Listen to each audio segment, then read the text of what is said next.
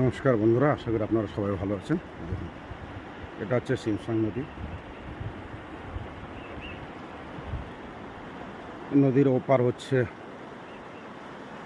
West খাসি hills, আর এই সাইডে হচ্ছে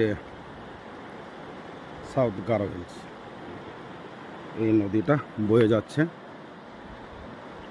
এই নদীটা এখান থেকে বাগমারা হয়ে বাংলাদেশে চলে গেছে। বাংলাদেশে এই নদীটার নাম হয়েছে সোমেশ্বরী নদী। দেখুন জলের সনসন আওয়াজ কেমন সুন্দর চলতেছে।